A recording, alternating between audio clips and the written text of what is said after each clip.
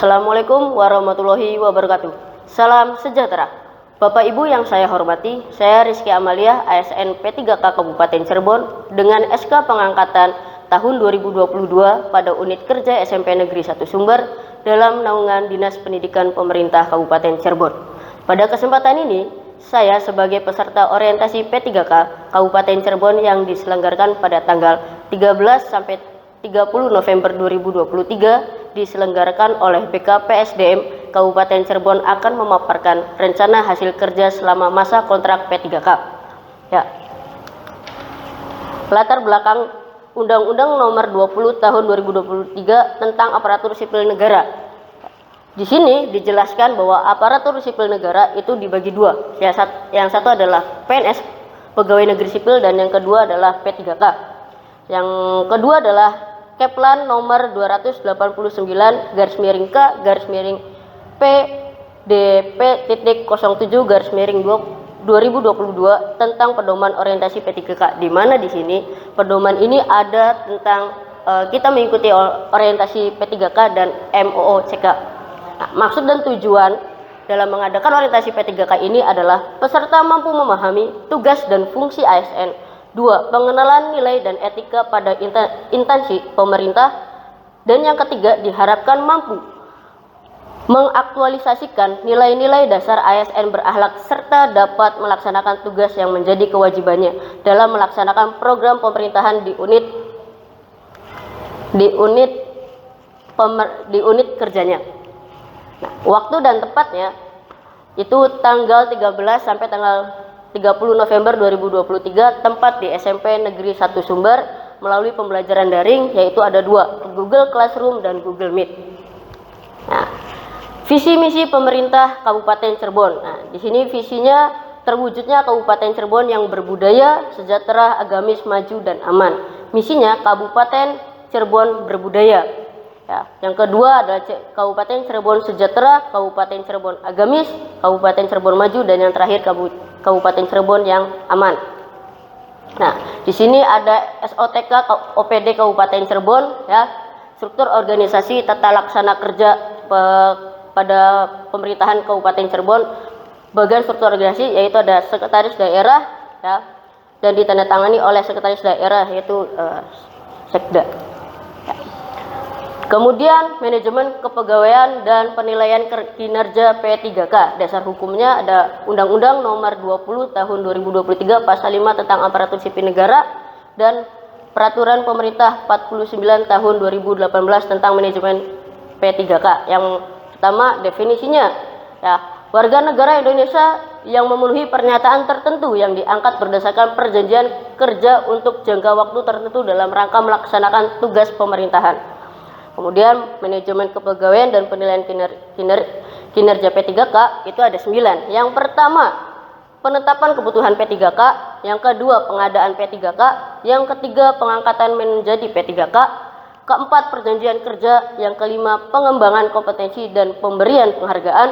Keenam, disiplin P3K. Ketujuh, pemutusan hubungan kerja. 8, cuti P3K. Dan yang kesembilan adalah perlindungan P3K. Nah, visi misi SMP Negeri 1 Sumber. Visi sekolah SMP 1 Negeri 1 Sumber adalah menjadi sekolah yang unggul dalam Intak dan Imtek, berprestasi, berwawasan global, serta peduli terhadap kelestarian lingkungan. Misi SMP Negeri 1 Sumber itu ada 15. Yang pertama, mengembangkan dan meningkatkan keyakinan semua warga sekolah bahwa sekolah ini dapat berprestasi dan meraih keunggulan kompetitif. 2. Menciptakan kehidupan sekolah yang berbudaya religius dan bermartabat. Yang ketiga, memenuhi standar kompetensi lulusan sesuai standar nasional. Yang keempat, memenuhi standar kompetensi lulusan yang sesuai dengan kebutuhan hidup siswa pada konteks global. Kelima, memenuhi standar kurikulum tingkat satuan pendidikan KTSP 2013 yang sesuai dengan kebutuhan siswa, mengembangkan kompetensi yang diperlukan. Yang keenam, mengembangkan pembelajaran aktif, inovatif, kreatif, efektif, dan menyenangkan untuk mengembangkan kompetensi peserta didik secara optimal. Yang ketujuh, memperdayakan sistem penilaian autentik untuk meningkatkan motivasi belajar siswa. Yang kedelapan, menerapkan manajemen perubahan sebagai strategi percepatan pembaharuan sekolah. Yang kesembilan, meningkatkan kompetensi pendidik dan tenaga kependidikan melalui peningkatan keprofesian berkelanjutan. 10. Memenuhi standar sarana dan prasarana secara bertahap dan terukur. 11. Menggunakan lingkungan sekolah sebagai sumber belajar. 12. Memperdayakan teknologi informasi dan komunikasi sebagai pendukung keunggulan pembelajaran. 13. Mengembangkan kultur sekolah yang menjaga keamanan fisik, psikologis, sosial yang sehat, dinamis, dan kompetitif. 14. Menciptakan lingkungan dan budaya yang kondusif untuk indah, nyaman, dan damai sebagai tempat belajar untuk guru, siswa, dan seluruhnya warga sekolah. 15. Yang terakhir, menerapkan sistem pembiayaan sekolah yang transparan dan akuntabel. Ya. Selanjutnya, struktur organisasi SMP Negeri 1 Sumber. Nah, ini struktur organisasinya dikepalai kepala sekolah Dr. Andes Haji Didin Jainuddin MM, dan ada wakil kepala sekolah dan ada 4 bidang di wakil kepala sekolah. Yang pertama, wakil kepala sekolah dalam bidang kurikulum, ada Pak Haji Muiz, ada Pak Handri. Kemudian bidang wakil kesiswaan ada Bu Tuti Yulia, dan pembina OSIS-nya adalah Pak Fahmi Hidayat, ya. Kemudian bidang wakil humas ada Bu Haja Herma. Dalam bidang wakil sarana dan prasarana Bapak Oji dan stafnya yaitu Bapak Nur Cahya. Kalau ini ada staf tata usaha dan dewan guru.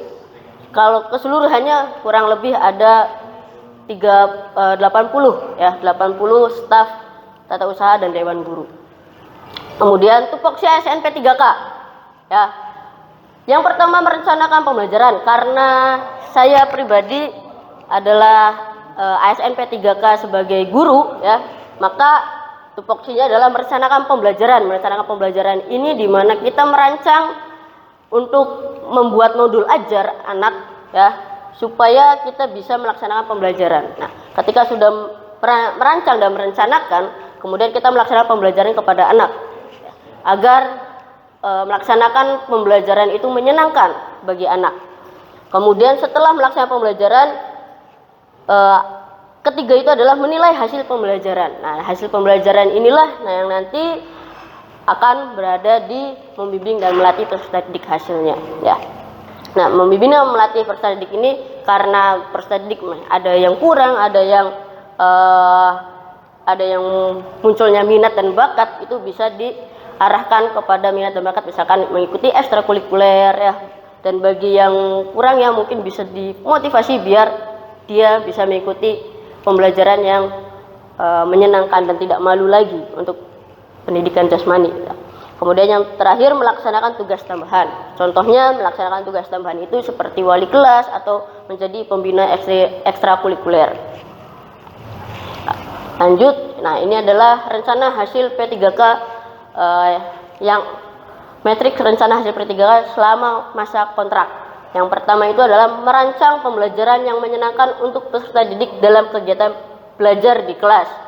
Ya, karena saya guru PJOK, maka di mana tidak semua anak itu suka dengan pelajaran olahraga, tapi bagaimana anak itu bisa menyenangkan untuk mengikuti pelajaran olahraga, ya kita merancang di sini. Ya, merancang yaitu membuat pembelajaran berdiferensiasi, ya. Tujuannya untuk mengimplementasikan tujuan pembelajaran sesuai dengan capaian pembelajaran dalam kurikulum merdeka. Indikator pencapaiannya untuk meningkatkan hasil belajar peserta didik dalam kemampuan gerak pada pembelajaran pendidikan jasmani, olahraga, dan kesehatan. Nah, makanya dibuatlah modul ajar supaya anak tersebut bisa menyenangkan dalam mengikuti pembelajaran olahraga. Yang kedua, keikutsertaan dalam kegiatan musyawarah guru mata pelajaran MGMP untuk meningkatkan kompetensi guru. Tujuannya untuk mengembangkan kompetensi guru sesuai bidangnya. Indikator pencapaiannya untuk mengimplementasikan hasil kegiatan MGMP dalam kegiatan belajar mengajar. Jadi ketika kita mengikuti MGMP. Nah, setelah mengikuti MGMP itu kita langsung terapkan pada pembelajaran di sekolah. Ya, biasanya MGMP dilakukan dalam satu semester itu bisa 2 kali ya. Itu. Kemudian yang ketiga, mengikuti pelatihan dan seminar guna meningkatkan kompetensi guru tujuannya untuk mengembangkan kompetensi guru sesuai dengan bidangnya. Indikator pencapaiannya untuk mengimplementasikan hasil kegiatan pelatihan dan seminar dalam peningkatan kompetensi guru. Nah, jangka waktu pelatihannya minimal 5 kali dalam 5 tahun. Nah, di implementasinya. Penutup kesimpulannya. Ya.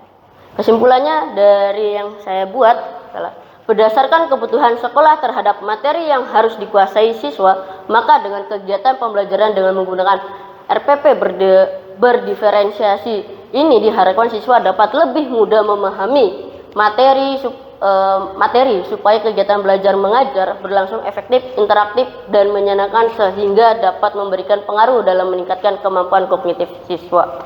Yang kedua, pemerintah Kabupaten Cirebon memberikan kesempatan kepada ASN P3K melakukan pengenalan terhadap tugas pokok dan fungsi sesuai dengan tujuan rekrutmennya. Pada kegiatan orientasi telah diberikan pemahaman dan pengenalan bagi para ASN P3K pada tugas dan fungsi serta visi misi sebagai ASN P3K di lingkungan Dinas Pendidikan Kabupaten Cirebon, Provinsi Jawa Barat perlu diberikan pendampingan agar dapat menyesuaikan diri dengan nilai-nilai dan budaya kerja pemerintah Kabupaten Cirebon, Provinsi Jawa Barat. Sarannya, berdasarkan uraian di atas diharapkan dalam pembuatan RPP kegiatan pembelajaran melalui diferensiasi tersebut dapat terrealisasikan sehingga dapat segera diterapkan ke semua guru. RPP diferensiasi ini pun dapat dikembangkan untuk semua mata pelajaran, jadi bisa diterapkan oleh semua mata pelajaran selain PCOK ya. Setelah kita mengikuti orientasi diharapkan dapat meningkatkan kinerja ASN P3K dan dapat meningkatkan pengetahuan tentang nilai-nilai dan etika dalam pemerintahan Kabupaten Cirebon, Provinsi Jawa Barat. ASN P3K diharapkan mampu mengaktualisasikan di dalam kehidupan sehari-hari di tempat tugasnya. Ya, demikian pemaparan rencana hasil kerja selama kontrak menjadi P3K di Kabupaten Cirebon. Semoga bermanfaat untuk kita semua. Wassalamualaikum warahmatullahi wabarakatuh.